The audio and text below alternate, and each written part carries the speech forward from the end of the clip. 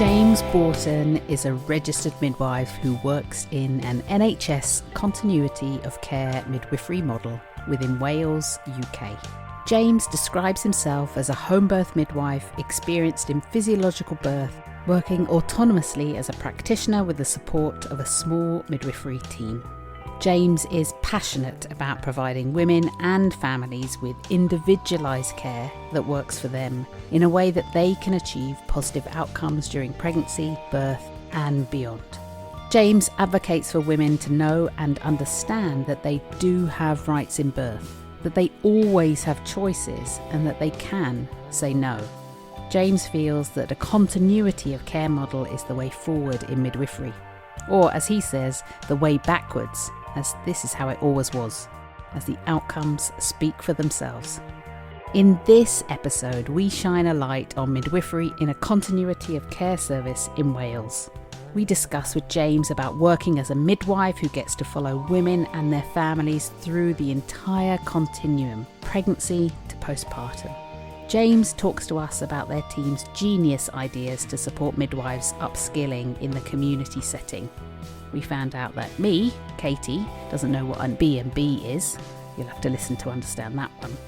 We asked James about working as a male midwife, the importance of making strong relationships, midwife to woman, the joys of being the local midwife in the community, on-calls and shift working within this midwifery model, the importance of students to get to experience this way of working. And we talk about the real magic of working in traditional midwifery. And James leaves us with a beautiful story of continuity of care from a midwife's perspective. This is the episode to start off the new year with a boost of oxytocin. A great episode if you're working within the maternity system, if you're a student midwife, or thinking of becoming a midwife. And for those of you deciding on what options are possibly available to you for your birth. Let's face it, this episode is one for all of us. So get the kettle boiling or tie up your laces for your walk and get ready for a lush episode in the cauldron.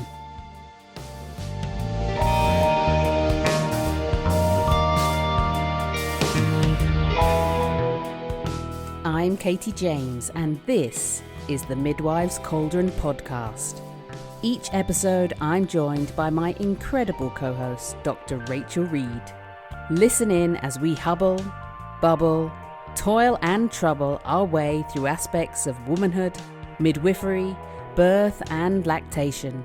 So go on, subscribe now, and hear us on your favourite podcast host.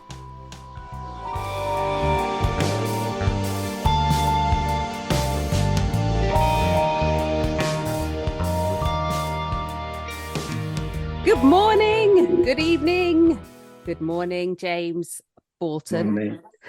I said your name right. Got it right. It is a blooming pleasure to have you with us in the cauldron today. And I am very excited because I'm excited to talk birth and positive journeys and working within a system that seems to be functioning fantastically. So welcome to the cauldron with us. Thank you so much. And I can't quite believe I'm here, but I'm very grateful to be here. And yeah, I'm looking forward to talking about how we work. Fabulous. James, before we get started, can you tell our audience a little bit more about you and how you got into midwifery and where you are now? Yeah, so I qualified as a midwife 14 years ago, and how I got into it was definitely more of a calling rather than, oh, that just seems like a good idea. I'll try and do midwifery as a job. Yeah, it's just part of me. It's just I remember being kind of like a child. This sounds really weird, but I don't know where it came from, but I remember being a child before I knew even how babies were born, and I would dream about being in the birth space. Wow. So it was just a calling. It's just what I had to do. Wow. But I did it the long way round. So I actually trained as a nurse first. And that wasn't ever because I wanted to be a nurse. It was just because at the time finances, where I was in my life, and I had to do it that way around. So I trained as a nurse, got out of that very quickly because it just wasn't my thing at all. I literally scraped through the 3 years just to get through it. But I guess it gave me some background skills and stuff like that. It definitely helped me with my kind of people skills and things, and relationships building and stuff with people you don't know. But yeah, it just wasn't for me. Midwifery was always my calling. So yeah, and then I trained in Oxford in the UK, and I spent the first 6 months actually. Let me backtrack. So when I did my training, I worked with a fantastic team of midwives just outside Oxfordshire, and they were kind of almost in the same sort of model as what I'm working now, except they were kind of associated with a bigger trust, and they were a community-based group of midwives, but their home birth rates were through the roof. Their MLU birth rates were through the roof. So the first 3 births I ever witnessed were home births. Lucky thing. I was so lucky, honestly. And and I'm still in touch with my mentor now. She's the most amazing woman, and I've got so much to thank her for. And so that was kind of like my introduction to midwifery. And I remember then doing my first labour ward placement, and in Oxford it was a very kind of high risk labour ward. Lots of, I don't know if they still do, but at that point they had quite an established fetal medicine unit, so we had quite a lot of referrals of women with very sick babies on board, and so that really kind of I saw a lot of things that I still to this day will have flashbacks to, because it wasn't pleasant. And I just very quickly realized that I was not going to survive in that type of environment doing that type of midwifery. I don't mean that in the respect of what the midwives were doing, it was, or the doctors, it was the situations. It was so kind of high risk, and when you're seeing time and time again these high risk situations, you start to get a bit like, God, does anybody ever just have a physiological birth? Where are they, or what's going on? And I can see how your kind of vision can be blurred, if you like, from that perspective. And I wasn't living very close to Oxford at that time. I was about an hour's drive away. So I did my 6 months preceptorship there, which was probably the hardest 6 months of my life after I qualified, because, as I say, the environment I was working in, it was really difficult. I almost quit. But thankfully I managed to get a job close to home, which was still kind of a general maternity system, but at least you were seeing a little bit more kind of broad spectrum physiology. It wasn't all about the really kind of high risk referrals and stuff. So then I went there and I did that for a couple of years and just did a general kind of rotational post labour ward for 6 months, then an antenatal postnatal ward placement for 6 months, and I was the women I was looking after there, I would do everything I could to optimize physiology, because they were a bit more amenable to it there. So I would be the one that would push the bed out the way, and at this point there wasn't a birth centre or anything. So this was, unless they had a home birth, this was the only place women came to give birth. And they got, it took them a while, but they got used to me, and they kind of, I remember there were certain labour ward coordinators that would say, "Oh, I'm just putting James right in the end room because he's just going to do his thing anyway."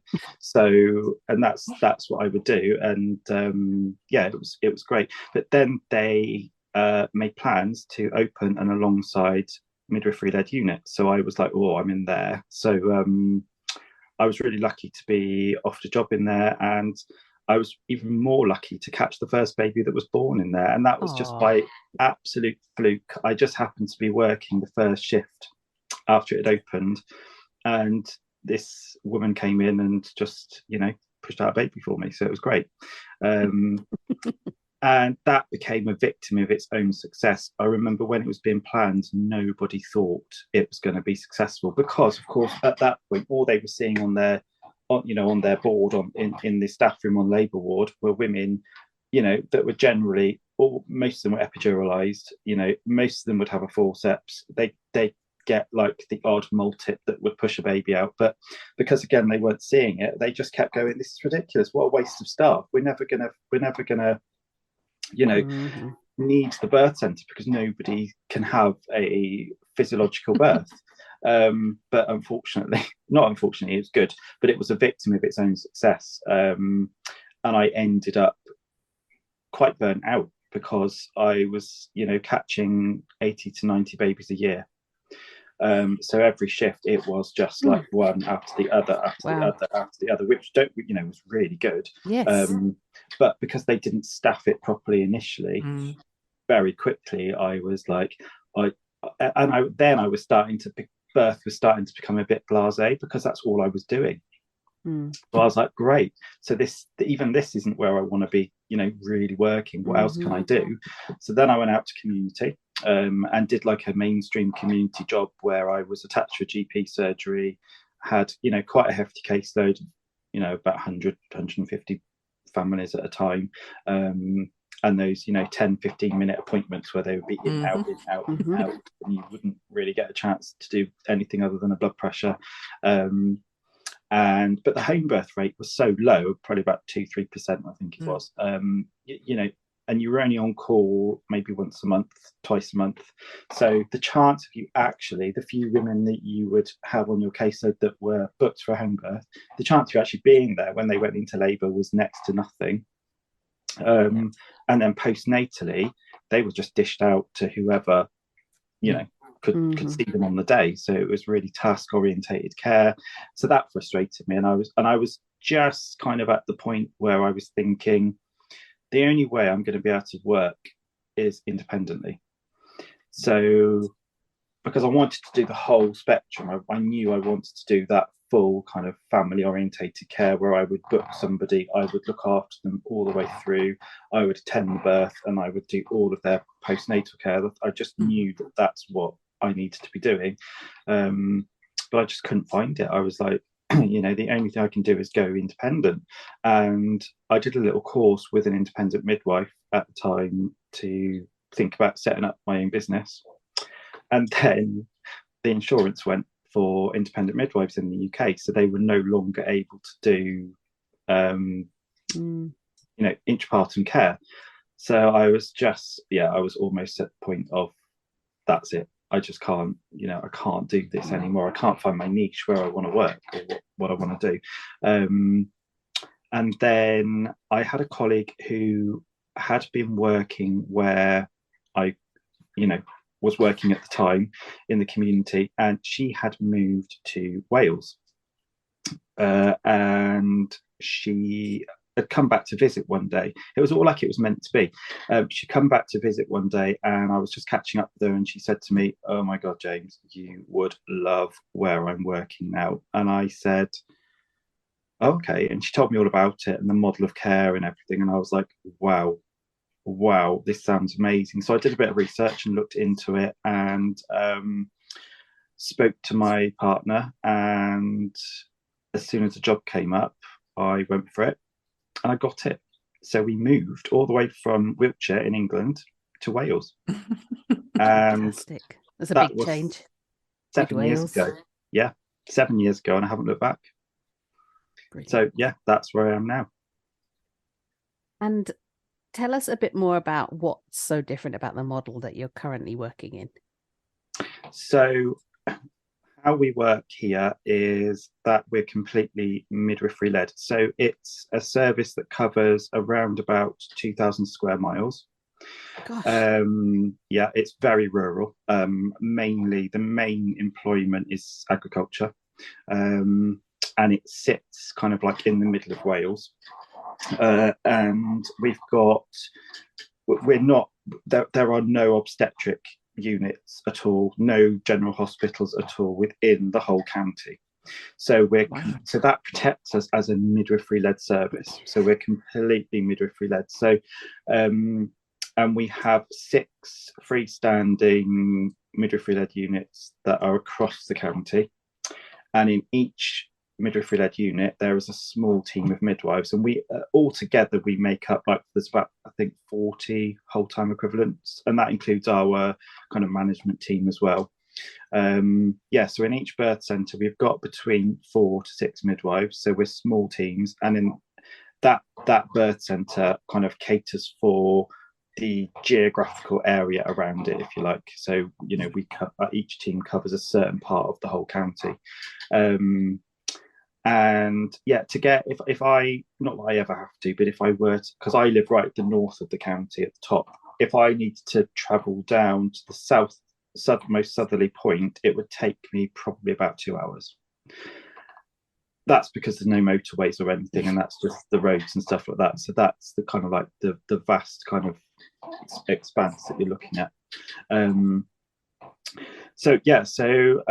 then each midwife within the team holds a small kind of caseload of women, and for a full-time midwife, that's probably going to be no more than 35 to 40 women. And we're really lucky to be able to have small caseloads because the population is quite sparse. There's not a huge amount of people, and then the kind of childbearing age range, if you like, is even smaller. So that gives us the scope to be able to have, you know, the smaller caseloads, which are manageable. And it's a mixed, dare I say the word risk, mixed complexity kind of caseload. So we obviously are looking after our midwifery-led care clients, but we're also looking after our obstetric-led clients as well. So for the obstetric-led clients, they will choose which obstetric unit they want to be referred to. And wherever you are in our county, the nearest obstetric unit is about 35, 40 miles away.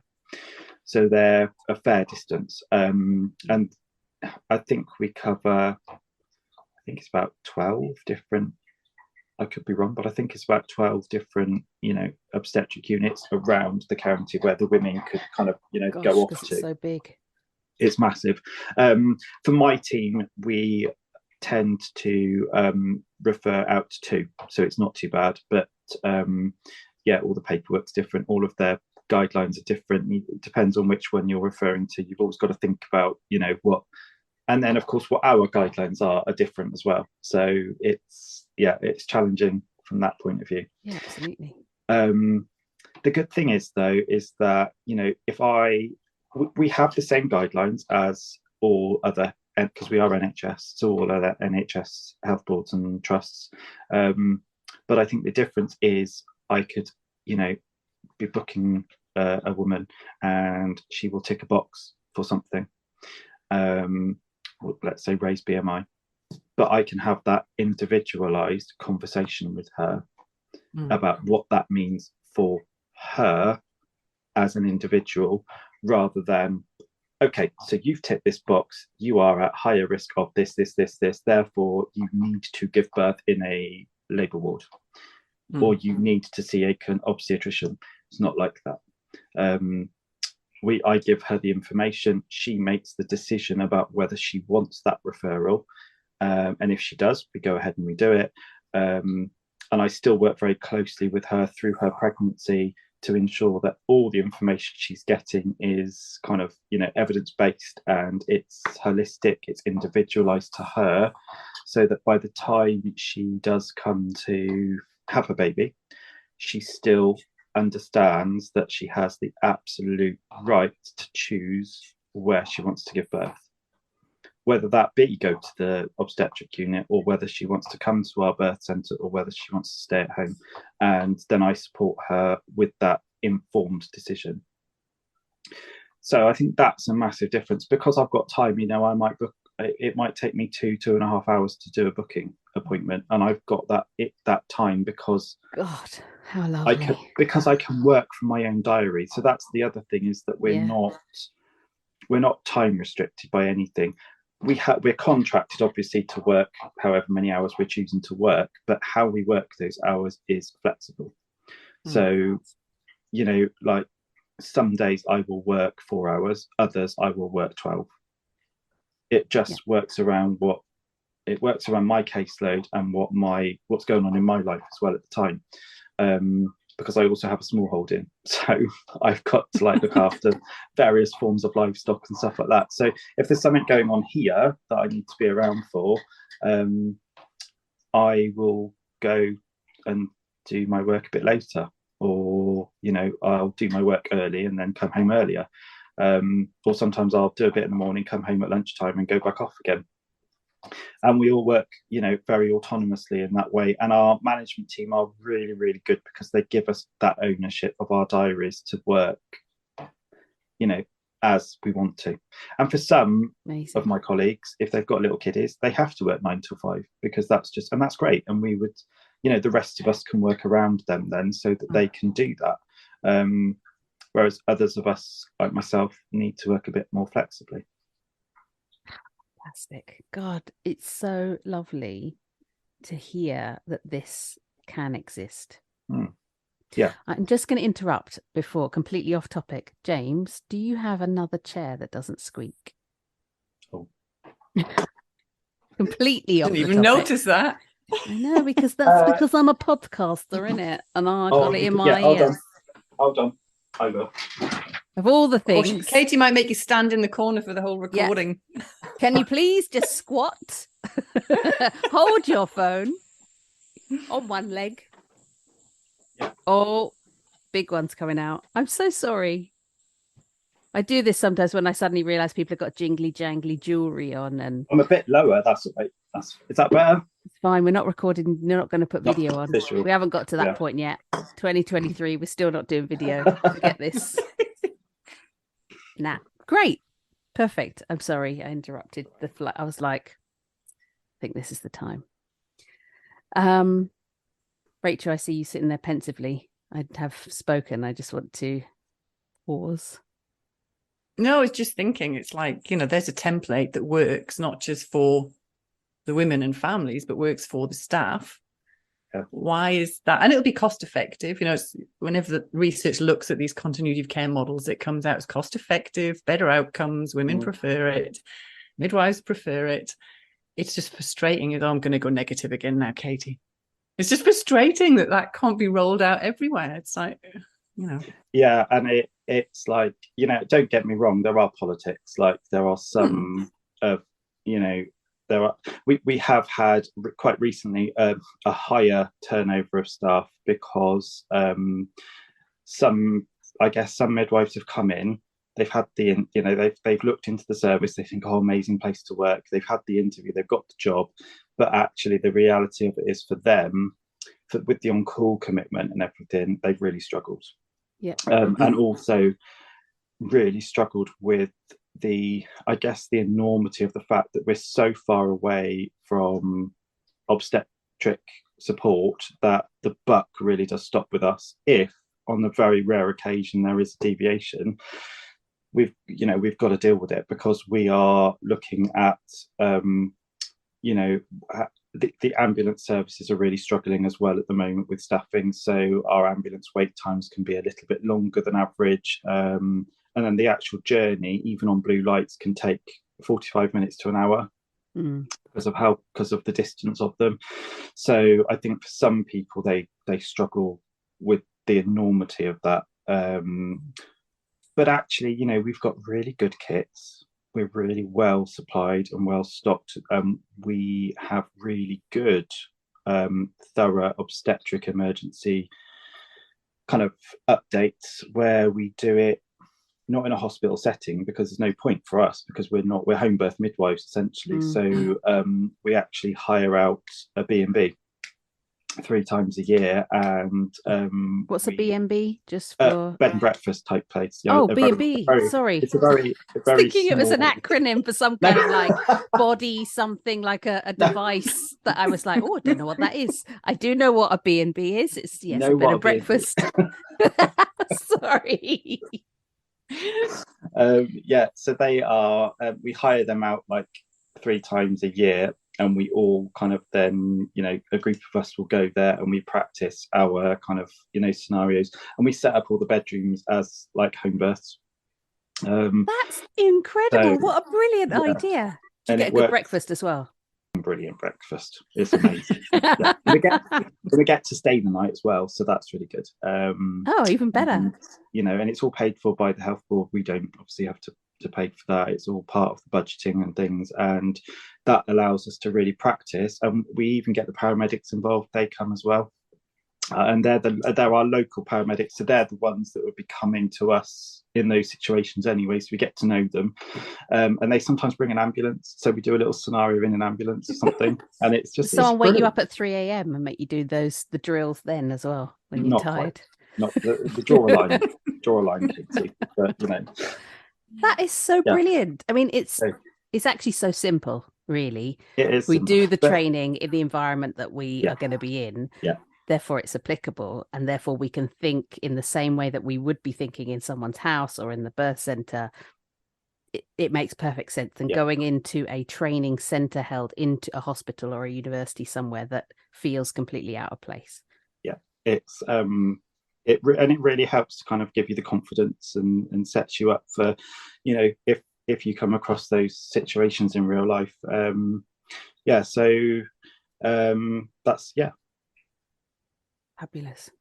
It is music to my ears, really, hearing that there are models like this. And there are models like this, I imagine, in the rural areas of Britain that still exist. And it's just that having that continuity. I'm like you, I've worked in many different models. And when that continuity was taken away from me of carer, so not being able to be with the same woman, or it was just I'm in a place and I saw whoever came in, it for me was just I was losing a part of what I felt was being a midwife, which is it isn't just the birth, as we know, it's everything that leads up to that. It's the whole education, relationship building, and then also that postnatal care is much easier.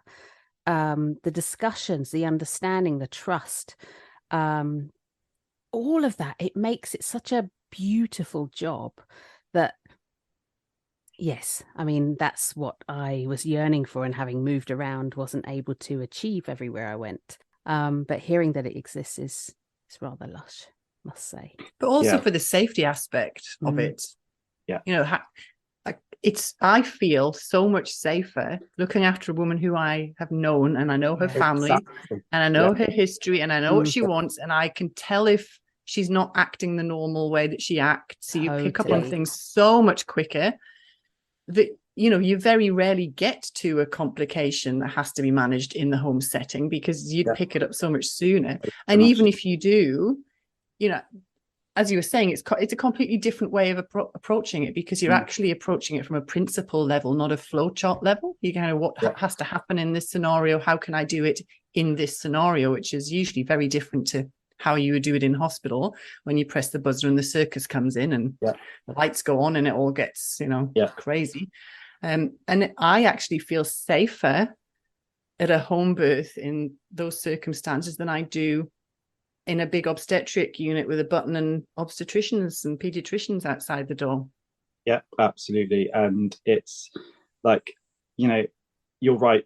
Just knowing the person you're looking after that's in front of you when they're in labour, it makes a massive difference. And I've been really, really lucky. I mean, I guess what I want to say as well is the fact that we're not expected to be on call 24/7. So within I'm part of a team of 4 midwives in my team, and we all take it in turn. So we all do an average of about 2 official on calls a week to cover our team. So it's not too bad. Now that on call, when we're on call, because of course we don't have a triage service, so we get called for everything.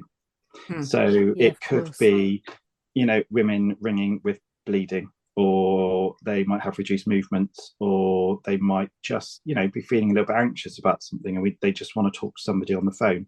And those calls can come at midnight, they can come at 3 a.m, they can come at 6. You just don't know. But we're also on call for them postnatally, and I will often go out at 3 a.m. to somebody who needs support with breastfeeding, and sit with them for 2 hours if that's what they need.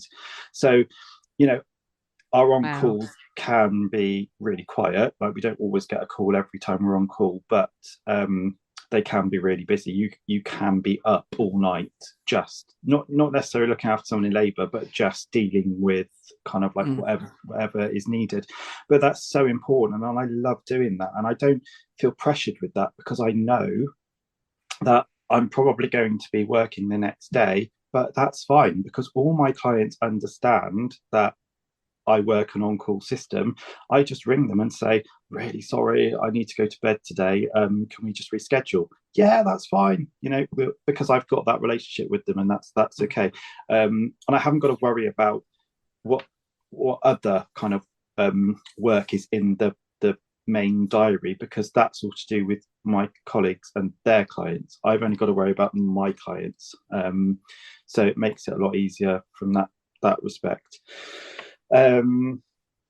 So it is manageable.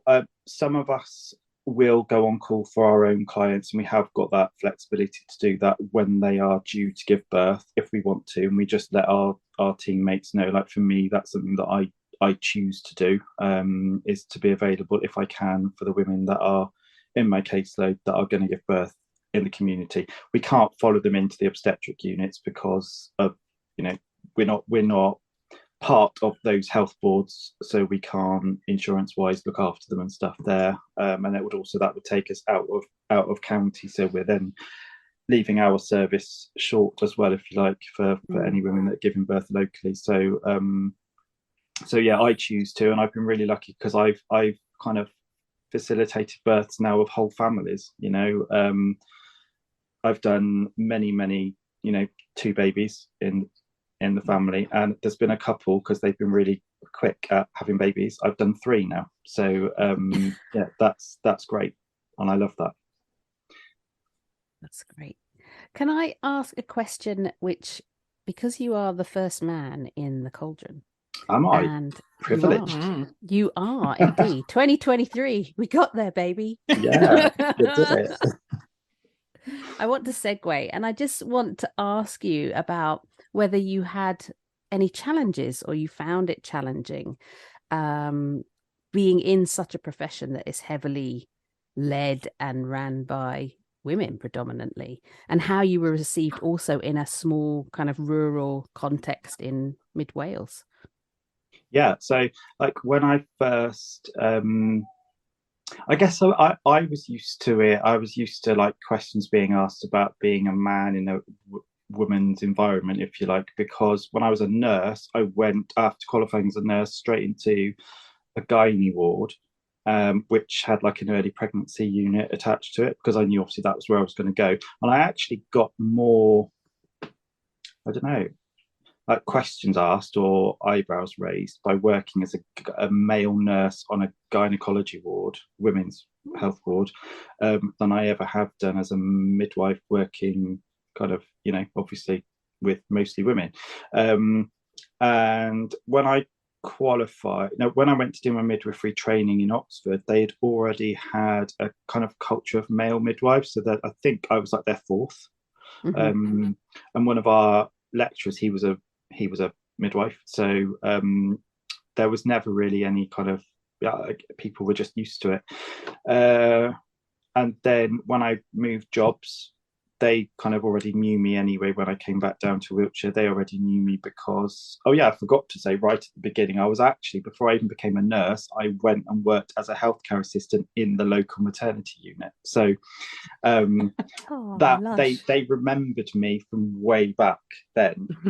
So again, that was fine. They were really happy to have me, and I was happy to be there. And then when I came to Wales, nobody said anything, but I don't know whether they kind of raised some eyebrows before I got there. Perhaps they did, I don't know. But yeah, I've been very, I was welcomed, very well received, I think. And yeah, it's been fine. As far as the women are concerned, I've never had a situation where somebody's turned around to me and just said, I don't want you purely because you're a man. It's generally because of cultural reasons. There might be certain religions as well where the women prefer to have female, professionals looking after them. And I guess as well, there are just some people that perhaps it's not my gender. It's like anything, you just don't make that relationship, and that's really important to recognize that. And I'm never ever offended if anybody turned around to me and said, I'm really sorry, but I would prefer to have a female look after me for whatever reason. That's completely fine. I'd rather them tell me than, particularly as well in labour, go into them and be very uncomfortable, or them be very uncomfortable, because that's going to detriment their labour, isn't it? They're not going to labour, effectively if I'm there as a presence that they really don't feel comfortable with. So, Absolutely. But it's very few and far between, really rare. Good. Do you know I did my my midwifery honours on male midwives? Did you? I did. Well, I wanted to ask this question. I thought she'd come in with that. Can you remember this? Yeah, I remembered you did that. Yeah. And so it ended up being a thesis, and it had 3 chapters. And there was only one. We were in a direct entry midwifery training, and there was only one male midwife. Can you remember? He's like a couple of years behind us. He wasn't in our year. And he'd apparently got out of the library and then got really annoyed with it and said I was man-hating, feminist, blah, blah, blah. But I don't think he read the whole thing. I think he might have just read chapter 1. So chapter 1 was about kind of the 17th, 18th century male midwives, which were actually more like obstetricians. Yeah. So it was about that. And it was about, all of that business. And then the second chapter was about equality in the workplace, like in terms of progression in careers. And as we know, men progress through careers in all realms. So it was basically saying, a male midwife is more likely to end up a manager than a female midwife. That's what the research says. But then the final chapter was about, well, what do women think about this? And what is the experience of? And basically, in summary, it was that if you ask some women before they had a male midwife, they would say, oh, no, I'd rather not have a male midwife. But actually, it wasn't about the sex of the midwife. It was about the care that was given by the midwife. It was about the type of care they received that was way more important than, anything like that. So that was the final chapter, which you obviously didn't get to the final chapter, I don't think. Wow, that's so interesting. I'd love to read that. I'll send it to you. It's probably not great. It was like 20 years ago, and but I'll send it to you if you're interested. Yeah, definitely. I'd love to read it. And yeah, I mean, I guess as well, it's relationship building, because I like, for the area that I cover now, I've covered it for 7 years since I've been out here. So I am the midwife for my all the villages and stuff that I cover. So I can be driving through and I'll just wave at people as I'm driving past, or they'll stop and have a chat to me, and I'll look at their child that's just growing so fast, and it just time just flies, doesn't it, in this job? It makes you feel like your life's flashing before you. So I just you just become I guess a little bit of a pillar of the community, and it's great, and I love that, and the fact that I can serve the same families over and over again. And now I'm at the point where even where somebody might phone to book in my area that's having their first baby, they will know somebody who's had me because of how tightly knit the community is. So it's quite nice work. And that's the same for all my colleagues in all of their areas. They become the midwife of that area, and you just build up those kind of relationships.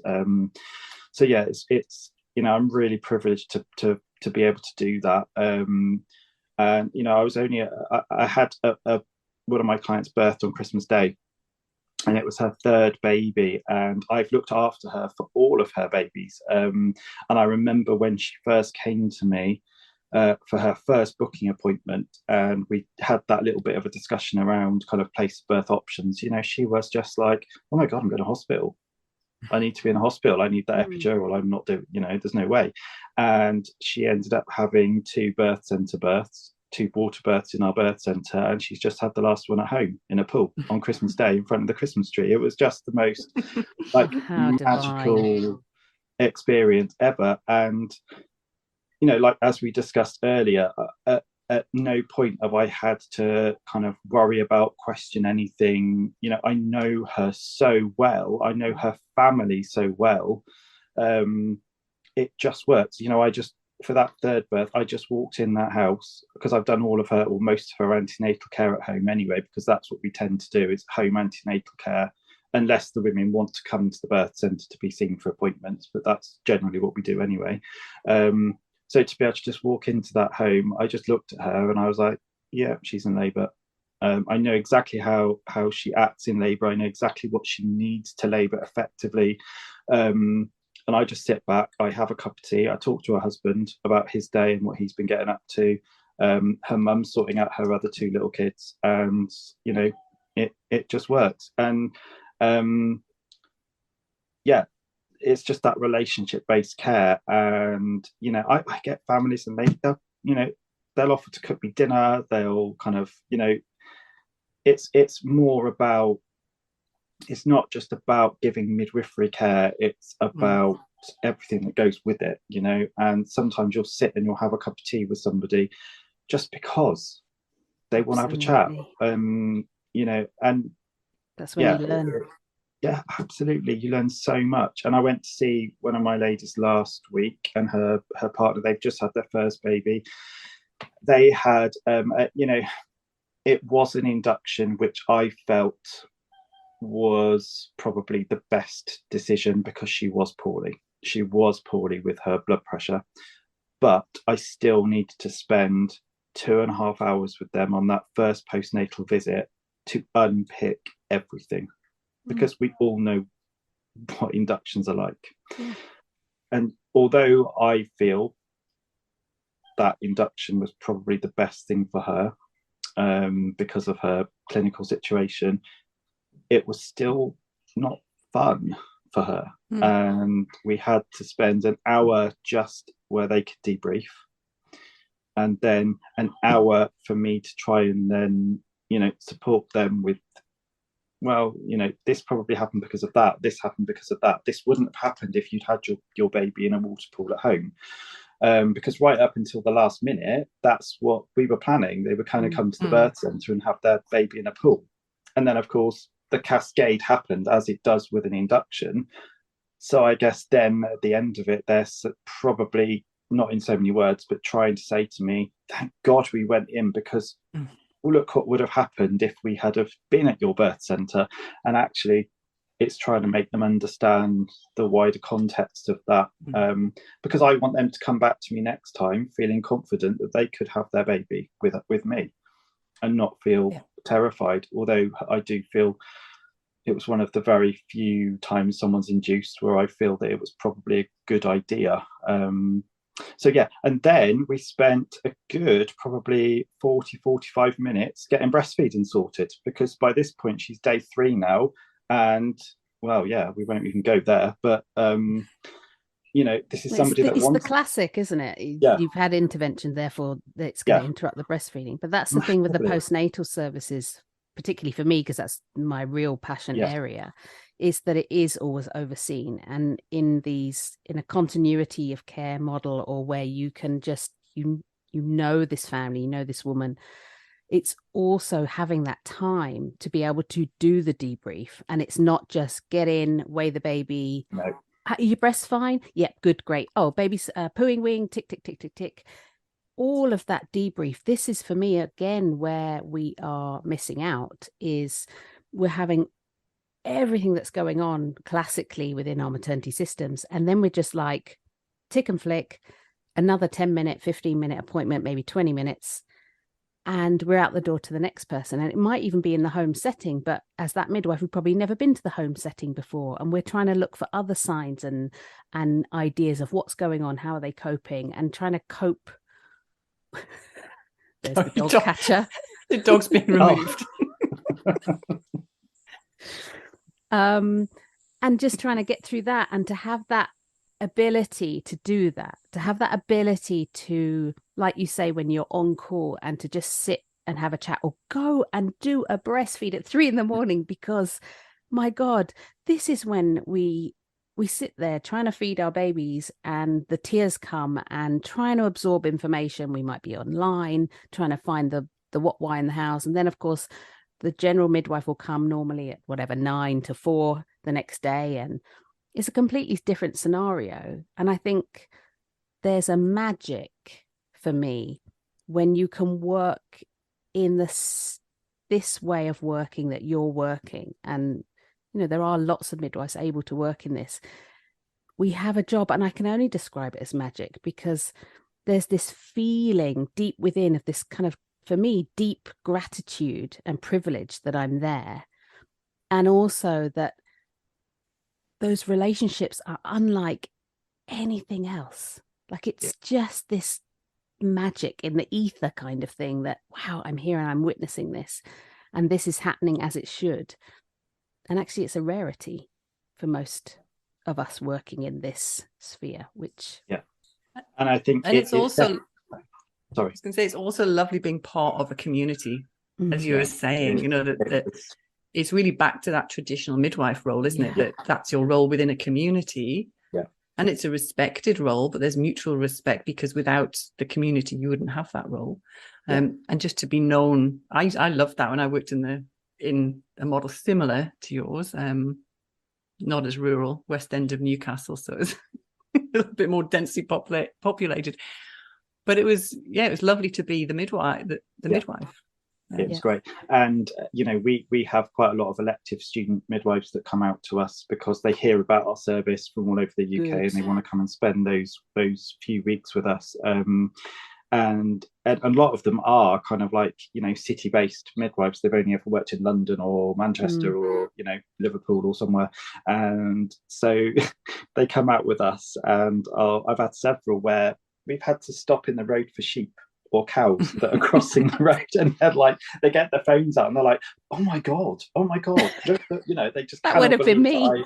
That I'm not stuck in like a 2-hour traffic jam. I'm stopped because we've got like hordes of sheep crossing the roads, or they're, you know, so yeah, that's really, it's great for them. And actually, on the student side of things, particularly the elective students that come out to us, you know, they come out often in their third year, never having seen a truly physiological birth where a woman's on her knees, acting in her own instinct, you know, in a pool of water, and they're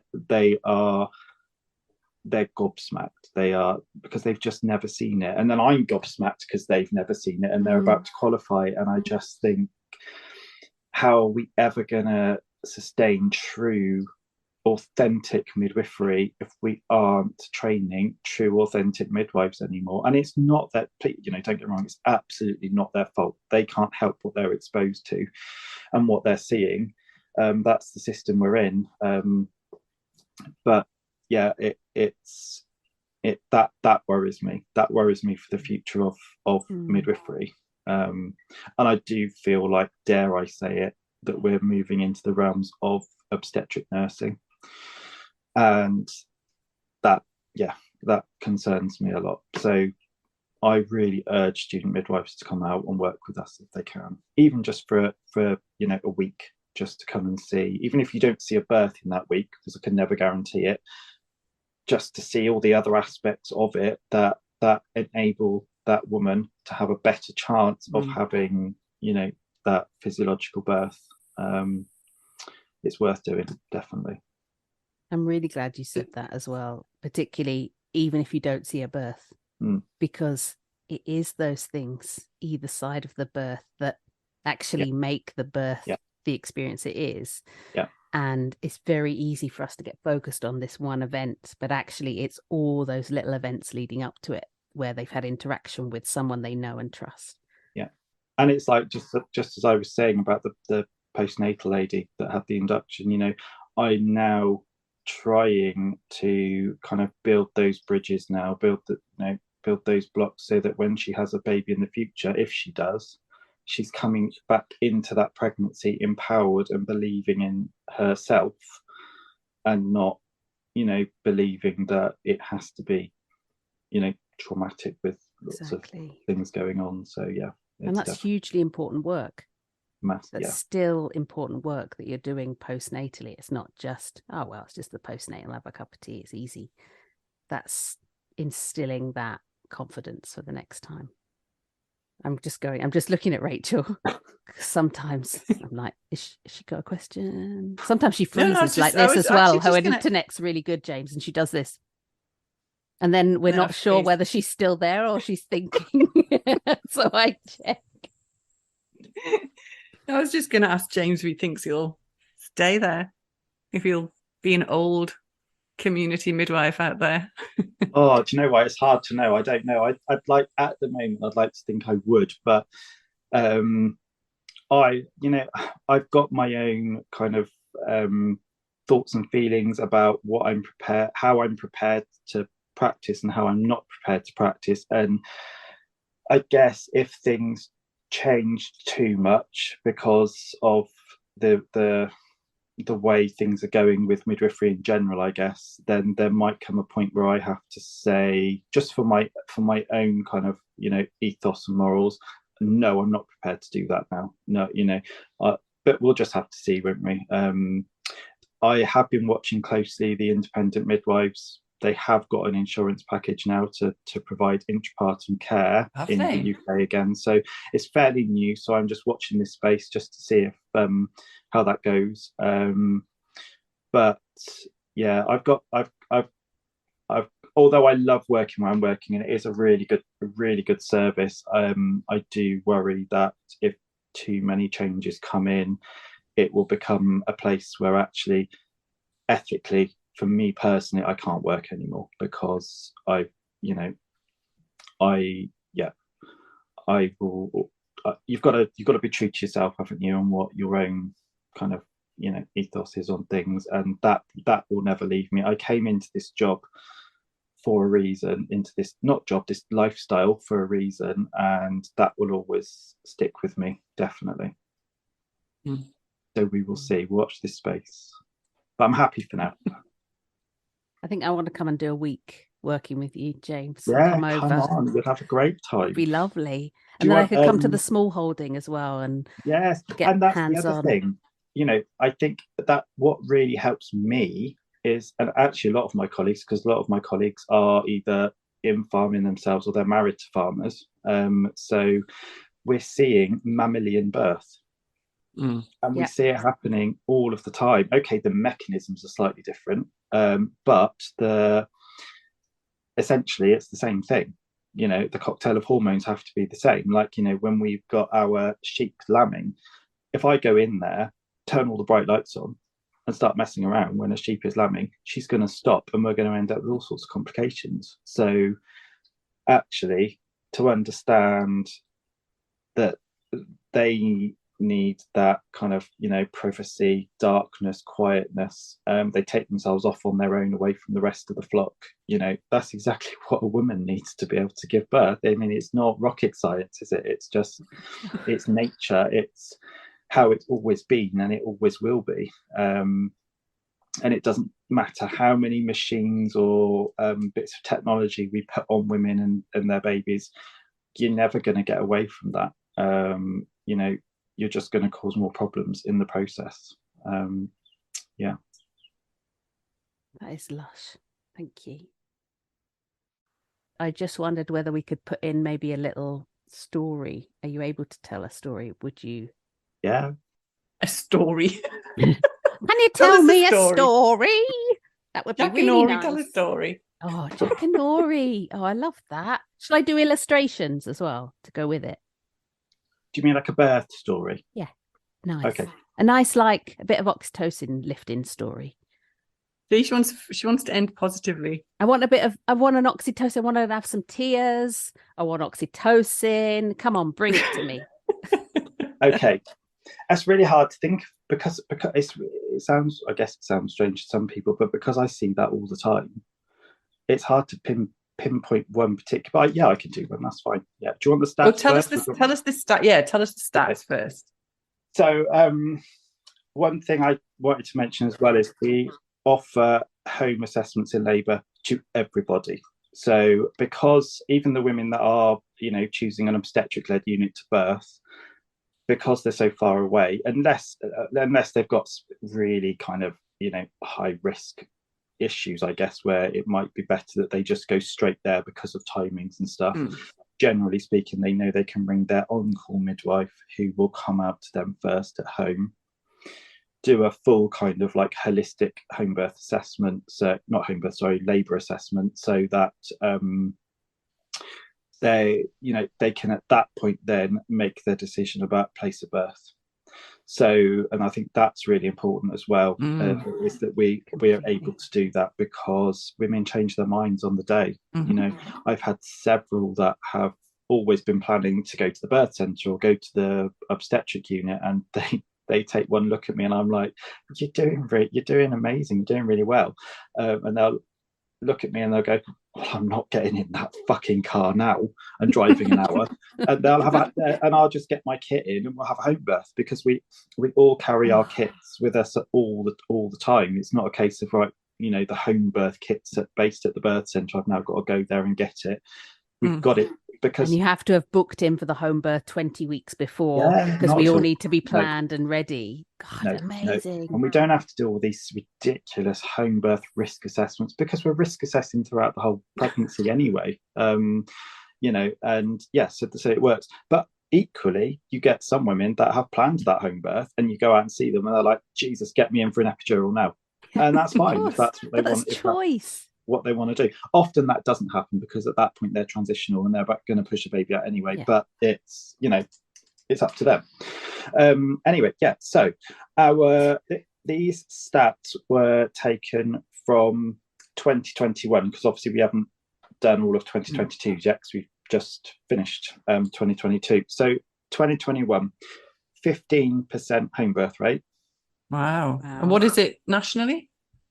Or is it like 2 or 3%? Something like that. Is it even that? Probably not. Yeah.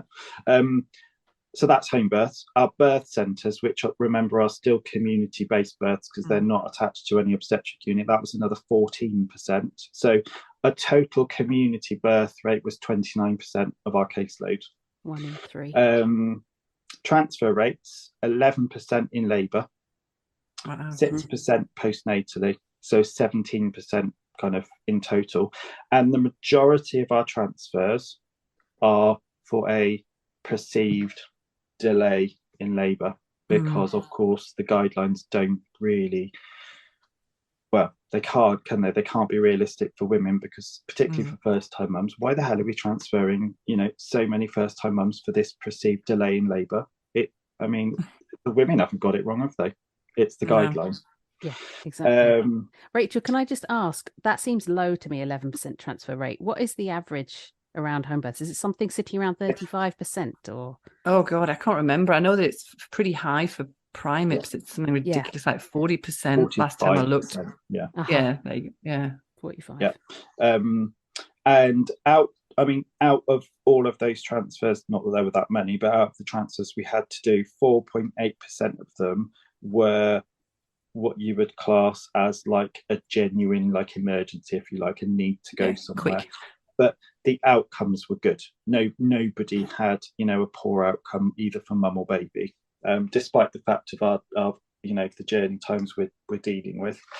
Do you want some breastfeeding rates, Katie? Well, I would, yeah. So at birth, 87.3%. Wow. That's impressive for Wales as well, particularly. By 10 days, 72.4%. Wow. 6 weeks, obviously we do get a drop, 48.6%. But I still think that's higher, isn't it? It is, yeah. And 6 months, 43.6%. Wow. Cool. That's good. It makes perfect sense. Physiological birth, things tend to go more simple. And then what happens around 6 weeks and everything, it's all the other compounding factors that come in. But there's still this high rate at 10 days is, it doesn't surprise me, to be honest, but it's bloody marvellous. So yeah, thank you. It's really good. And out of all of our births, so the ones that are included in the women that go to obstetric units, we still have a 67% vaginal birth rate and an instrumental birth rate of 9%. Elective caesarean sections were 12% and emergency caesarean sections were 12%. And we don't have any influence on those women once they hit that obstetric unit. They kind of fall out of our care. That's incredible. So that's where we are. Marvelous. It just shows, doesn't it, that, I mean, the research supports it. All three of us here have worked in this type of model and experienced it, and it works. We just are not able to facilitate this for some reason. We need more midwives that are authentic midwives. That's what we need to start with, I think, so that each midwife can have a smaller amount of women. And we need more midwives who are able to witness working in this, so there isn't fear coming into this kind of job, so that there is a confidence when they come in, and then an enjoyment and this, you know, this satisfaction that then leads them to want to keep working for this, to keep, you know, shouting that we need this kind of system as well. Definitely. So James, can you lead us out with a story that will bring tears to my eyes, please? That's really putting him on the spot. I know, kidding. Can I tell you about? I'll tell you about a family that this is a separate family to the one I was talking to you about a moment ago, who I drew a very close relationship to throughout all of her pregnancies. So they've been a very prolific family. They've had 4 babies, been all very closely together. And the first baby, when she was pregnant, I wasn't working for the health board at that point, so I actually booked her for her second baby. And her first baby, she'd had a home birth, just purely because it was the simple fact of the midwife had gone out to do a home assessment and she was almost ready to birth. So she stayed at home and had a home birth. It wasn't really planned, but it happened and she was happy with everything. So I booked her for her second pregnancy.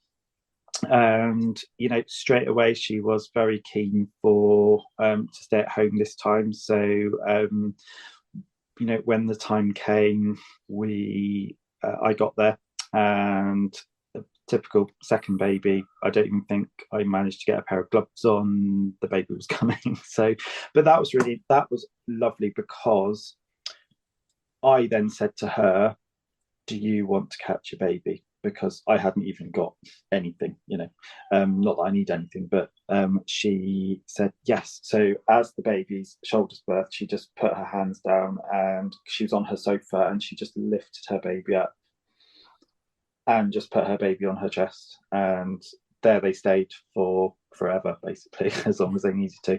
And I had her husband in the back. He was just behind her, holding her hand, because he had the toddler in his arms, because she wouldn't go to bed. Oh. So you know, that was really nice. The whole kind of family were there, and it was lovely. Then she came back for her third pregnancy, and again we had planned a home birth. So you can imagine by this point I'm really getting to know them now, and we're just like, you know, having a great time talking about everything.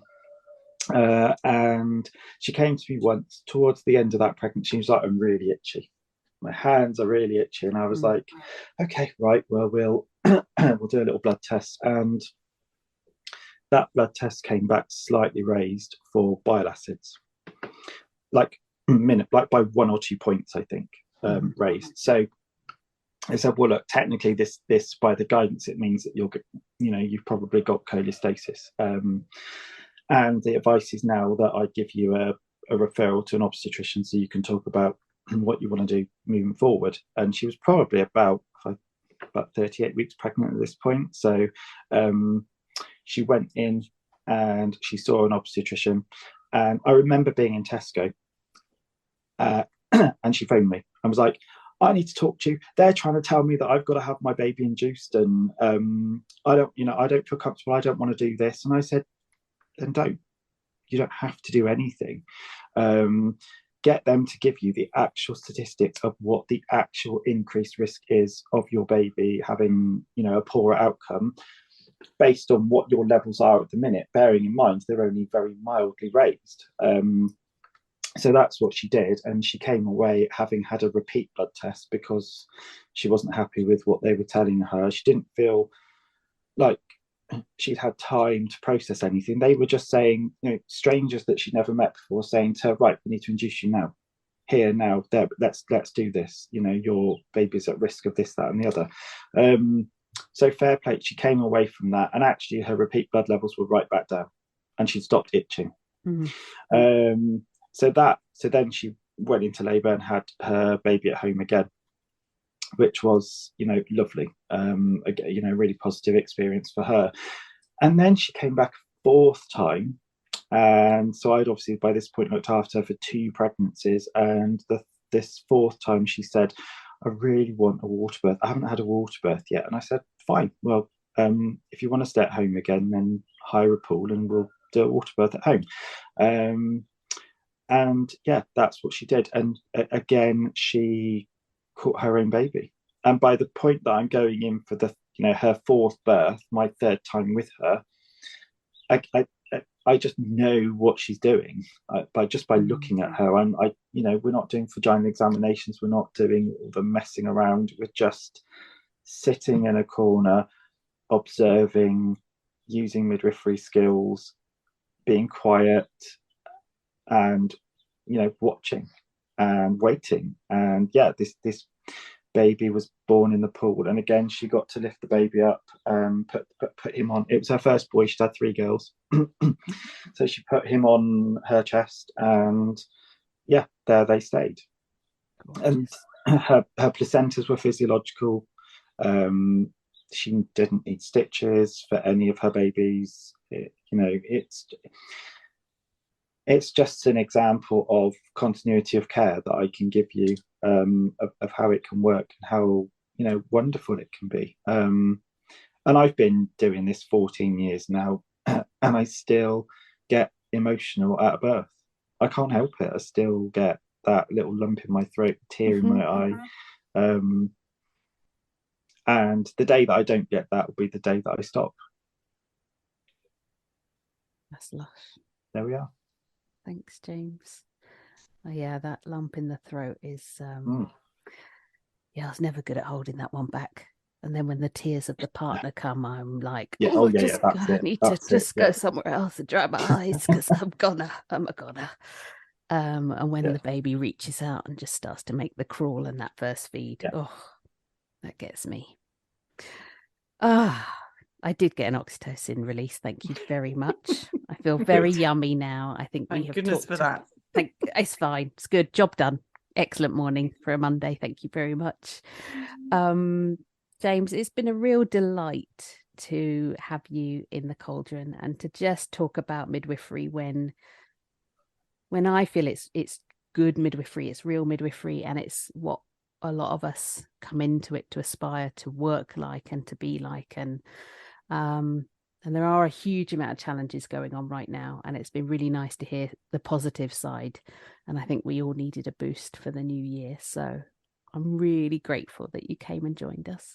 Oh, thank you. I'm so glad to have been invited on. Thank you for having me. And I hope that I have given, midwives out there a boost that it can be different. And there are models of care that work, and they work well for women and for midwives. Thank you. I've loved it. Thank you. Well, wasn't that a feel-good episode? Whilst I've still got you, because I know you're waiting for the bloopers. What? You've never heard those? You've never listened to the end before? Oh, you've got some backtracking to do. But before you go, if you have enjoyed this episode, please do go and share it on your socials. But also a really important point is please go and rate us and write a review, particularly on Apple Podcasts. This is super important to keep the podcast getting out to those who need it most. Lately, we have had the best and most nicest, that is not English, Katie, DMs on Instagram, and I bloomin' love them. But we haven't had many reviews on podcast hosting platforms. I know it takes a bit longer, but this really, really helps us. So please do pop on over if you haven't already, and we really appreciate it. And so do those who get to hear this podcast. I want to mention that you can also support the show with a donation through the link in our bio on Insta. I don't half love me a cup of coffee. And thank you so much to those of you who do and have supported the show. Also, pop on over to my new website and sign up for my offerings, which are coming very, very, very soon. If you're on my email list, you will get the first dibs on discount codes for my new course.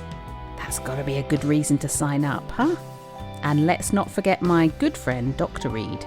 Go over and say hello to Rachel too. She's got an incredible collective you should definitely check out. All links are in the show notes, as always, and over on our Instagram page. So all I've got to say now is thank you for being with us, and we'll see you next time. And, as always, here's the bloopers. Yeah, I don't know. Probably. What? How many years have you been there? And you're in the part of Wales where they speak bloody Welsh. I don't know, I did. Bloody Welsh, man. I did evening classes for like a term, if you like, because I wanted to try and learn. And oh my god, I got myself so confused. But I learned the Welsh alphabet so that I could pronounce the words, because I thought, well, at least if I can do that much. Exactly, the double L's. Yeah. Yeah, but no, I was never very good at like. But actually, we're not very Welsh speaking around here. Really? Not where we are. No, definitely. Really if you go more north, yeah, there are. We have obviously Welsh speaking midwives as well, but yeah, it's not. I know all the words on the M4. Araf, slow. Gwasanaethau, like services, or hotel. They're the words I know in Welsh. That's how I learned my Welsh. Between us, we could try and put together a Welsh lesson. Absolutely. I think it's going to be your more next body online language. course. Yeah, Do all the Welsh words for Welsh. breastfeeding. I'll be calling you up, James. I think I'm on my own there. It's just little old me. I'm just a little midwife who works in the middle of nowhere. There's no such thing as just. No, exactly. Now you'll have to tell Katie how to say your surname, because I have no idea either. Bourton. Ah, that's correct. Bourton. There you go. How were you going to say it? Bourton. There we are. Oh yeah, right. Yeah, of course it was.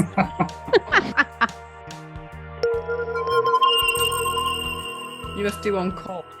Yes. Yeah. Like sometimes Don't miss that. you don't miss it.